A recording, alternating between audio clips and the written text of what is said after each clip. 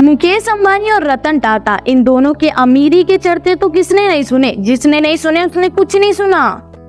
मतलब जहाँ रतन टाटा एक स्विमिंग पूल का तक खर्चा नहीं करते, वहीं मुकेश अंबानी अपनी वाइफ को 3 बार करोड़ों रुपए के प्राइवेट जेट गिफ्ट कर चुके हैं। और वहीं अगर लग्जरियस कार, इंटीरियर टावर और प्राइवेट जेट की माने तो अंबानी जी के पास सिर्फ और सिर्फ 6 कंपनियां हैं। लेकिन रतन टाटा रहता तो सिर्फ इतू से घर में है, लेकिन उनके पास 135 से भी ज्यादा कंपनियां हैं। तो 6 वर्सेस 135 किसकी जेब भारी होगी? पर इस सवाल का जवाब शायद ही किसी के पास है। लेकिन इस वीडियो को देखने के बाद शायद इस सवाल का जवाब आप खुद ही दे दे। तो वैसे तो एशिया के सबसे अमीर आदमी होने का टाइटल मुकेश अंबानी के पास है, लेकिन अगर रतन टाटा अपनी पूरी दौलत अपने हाथ में ले ले तो वो भी बन सकते हैं एशिया के रिचेस्ट पर्सन। बट वो ऐसा कर क्यों नहीं रहे? तो चलिए शुरू करते हैं आपके सवाल के जवाब जानने के लिए इन बिजनेसमैन का पैसों से और शो ऑफ से भरा सफर। मुकेश अंबानी वर्सेस रतन टाटा, किसका शो ऑफ है ज्यादा? नंबर 1, ऐसे हुई दोनों ही कंपनियों की शुरुआत। चलिए इस कहानी की शुरुआत करते हैं एक ऐसी कंपनी से जिसकी शुरुआत हुई थी 21,000 रुपए से, लेकिन उसकी आज नेटवर्थ 5 लाख करोड़ जा पहुंची है।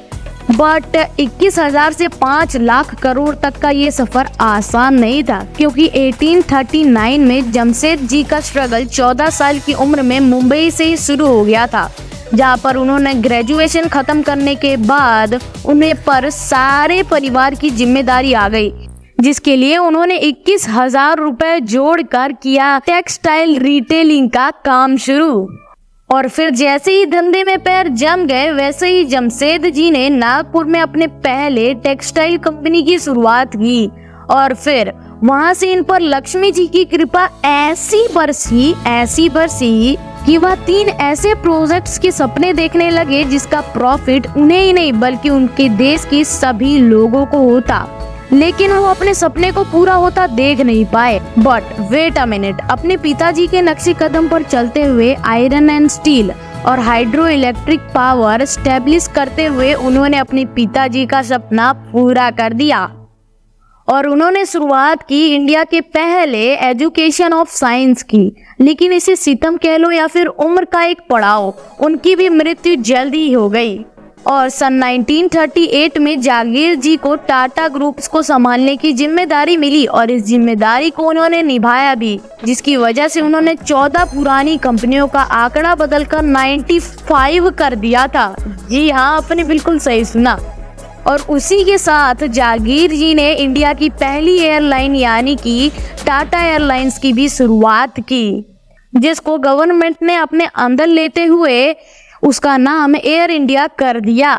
लेकिन इसके बाद 3 पीढ़ियों का नाम और काम आगे बढ़ाने की जिम्मेदारी मिली रतन टाटा जी को, और उन्होंने अपनी जिम्मेदारी बखूबी निभाई और इन कंपनियों का नाम ग्लोबली इतना फेमस कर दिया कि आज बच्चा बच्चा रतन टाटा को जानता है और उनके साथ काम करना जरूर चाहता है।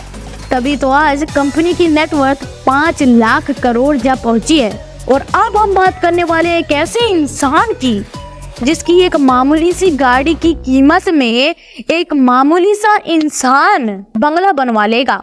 जी हाँ, आपने बिल्कुल सही सुना। और यहाँ पर आपका गेस बिल्कुल सही है, मैं बात कर रहा हूँ मुकेश अंबानी की।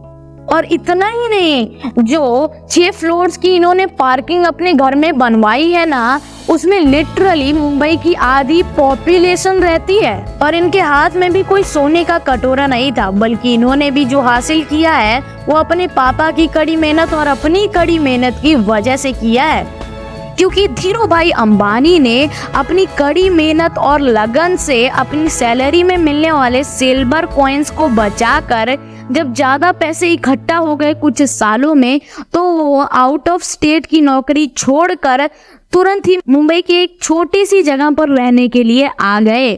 और उन्होंने बहुत ज़्यादा मेहनत की 4 से 5 साल तक, और धीरे धीरे थोड़ा पैसा हो गया तो उन्होंने रिलायंस कमर्शियल कॉरपोरेशन की, जो मसालों और यान पर ट्रेड करती थी। और जैसे ही मसालों और यान का धंधा सेट हो गया, वैसे ही उन्होंने विमल नाम से एक कपड़े की भी कंपनी की शुरुआत की। बोलो जुबान केसरी। क्या बात है सर, क्या बात है सर, क्या बात, ये बात है। अरे सर क्या। लेकिन विमल लोगों को लुभाने यानी कि अट्रैक्ट करने में फेल हो गया, जिसके बाद उस कंपनी के स्टॉक्स पर इन्वेस्ट कराने और उस स्टॉक्स को बेचने का भी काम धीरू भाई अंबानी को ही करना पड़ा। और गाइस, धीरू भाई अंबानी ने लोगों से इस कंपनी में इन्वेस्ट भी करवाया, जो कि एक बहुत बड़ी बात थी, क्योंकि जब लोग इन्वेस्टमेंट के बारे में जानते तक नहीं थे तब धीरू भाई अंबानी ने अपनी कंपनियों में इन्वेस्ट करवाया था लोगों से। और ये इन्वेस्टमेंट इतनी तगड़ी थी कि इसका फायदा उन्हें और उन्हें इन्वेस्ट करने वाले लोगों दोनों को ही हुआ। और कुछ सालों में रिलायंस कंपनी का रेवेन्यू जो कि 74 करोड़ था, वो 2002 में 75 लाख करोड़ हो गया, जिसके बाद रिलायंस कंपनी का नाम फॉर्च्यूनर 500 में भी शामिल हुआ। लेकिन धीरू भाई अंबानी के खाते में सिर्फ इतनी ही सफलता थी, इसीलिए तो उस साल ज्यादा तबीयत खराब होने की वजह से उनकी मौत हो गई। और फिर इन कंपनियों को संभालने की जिम्मेदारी दी गई दो भाइयों यानी कि मुकेश और अनिल अंबानी को। लेकिन इन दोनों ही भाइयों का बिजनेस करने का तरीका बहुत ही ज्यादा अलग था, इसीलिए तो एक भाई जहां खुद कोर्ट में गवाही दे रहा है कि उसकी नेटवर्थ भाई 0 हो चुकी है, वहीं दूसरी तरफ एक भाई यानी कि मुकेश अंबानी की नेटवर्थ तो 700 करोड़ डॉलर्स हो चुकी है। जी हाँ, नंबर 2, किसका पैसा है ज्यादा, जिसका होता है उसका फायदा। तो गाइज, अब हम बात करते हैं इन दोनों ही लोगों के आज की दिनों और आज के पैसों की, क्योंकि ये सारी लड़ाई उसी की तो है। जहां मुकेश अंबानी 8 मिलियन डॉलर्स के मालिक हैं और वहीं रिलायंस रिटेलिंग, जियो और वैसे और भी कई बड़ी बड़ी कंपनियों के मालिक हैं। लेकिन वहीं रतन टाटा के पास 135 से भी ज्यादा कंपनियां हैं। उसके बावजूद भी अंबानी से रतन टाटा का नेटवर्थ हमेशा ही कम रहता है और कई कागजों पर दिखाई भी नहीं देता। लेकिन क्यों? तो ये तो हम सबको पता है कि रिलायंस कंपनी लिमिटेड सेक्टर में काम कर रही है, लेकिन रतन टाटा की कंपनियां ऑलमोस्ट इंडिया के सारे सेक्टर्स में काम कर रही है, जैसे कि स्टील, केमिकल, आईटी, ऑटोमोबाइल वगैरह वगैरह। तभी तो कंपनियां ज्यादा होने की वजह से टाटा ग्रुप्स का market capital most of the time Reliance company से ज्यादा ही रहा है। लेकिन फिर भी मुकेश अंबानी की नेटवर्थ रतन टाटा से ज्यादा कैसे हो सकती है, यही जानना चाहते हैं ना आप? तो चलिए आपकी क्यूरियोसिटी को खत्म करते हुए जानते हैं कि ऐसा कैसे संभव है। मैं आपको बता दूं कि अंबानी का पैसा इसीलिए ज्यादा है क्योंकि वह रिलायंस ग्रुप के 48% शेयर होल्डर है, यानी कि कंपनी का आधा फायदा तो एक ही आदमी के नाम है। इसीलिए तो जब कंपनी की वैल्यू बढ़ती है तो इंसान की भी तो वैल्यू बढ़ती है ना। इसीलिए तो 2020 में अंबानी सर की नेटवर्थ 88 बिलियन डॉलर्स हो गई थी। जी हाँ, लेकिन वही बात करें रतन टाटा की तो वो अपनी कंपनी के 1% से भी कम के शेयर होल्डर हैं, क्योंकि उनकी कंपनी के 66% से भी ज्यादा शेयर्स उन्हीं की कंपनी के ट्रस्ट जैसे कि Ratan Tata trust, Dorabji Tata trust, Tata education trust और भी बहुत सारे ऐसे ट्रस्ट जो कि देश के लोगों को हेल्प कर रहे हैं। यानी कि बंदे के पास 135 से भी ज्यादा कंपनियां थी अपने नाम करने के लिए, लेकिन उसने फैमिली वैल्यू को आगे बढ़ाते हुए अपनी कंपनी का 2.7 से भी ज्यादा % अपने देश के लिए दान किया, जो कि लोगों के लिए बहुत ही ज्यादा काम आ रहा है।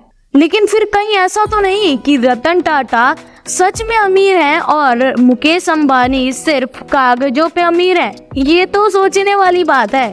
नंबर 3, जैसे खर्चे वैसे चर्चे।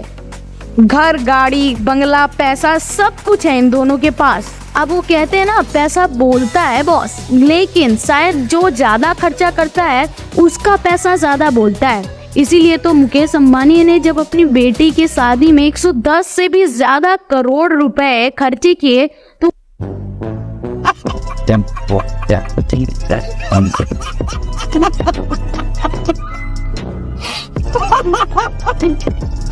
तो उसके काफी चर्चे हुए थे। और वैसे ही जब मुकेश अंबानी ने अपनी बीवी को 3 प्राइवेट जेट गिफ्ट किए तो उसके भी बहुत ज्यादा चर्चे हुए थे। लेकिन बस आप अगर इतने पर ही शौक ना होते तो ज्यादा अच्छा होता, क्योंकि इनके खर्चे बस इतने पर ही नहीं रुकते।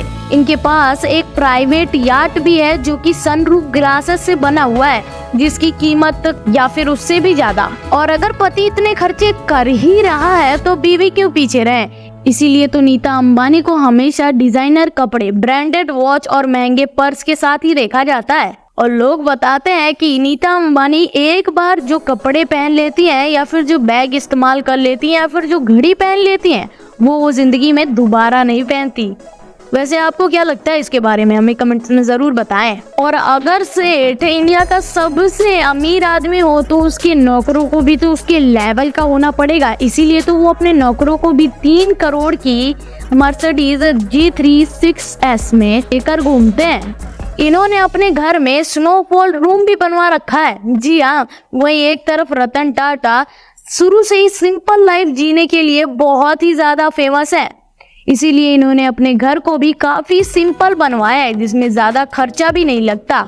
इसका मतलब तो यही हुआ कि जहाँ एक और मुकेश अंबानी अगर एक गुलाब भी खरीद लें तो उसकी हवाएं उड़ने लगती हैं, यानी कि वो एक खबर बन जाती है। वहीं दूसरी तरफ रतन टाटा छुप छुप कर ऐसे ऐसे बड़े बड़े काम कर दे रहे हैं जिसके बारे में किसी को पता तक नहीं है। और ये बंदा ग्लोबली इतना फेमस हो जा रहा है जिसके बारे में किसी ने सोची नहीं होगी।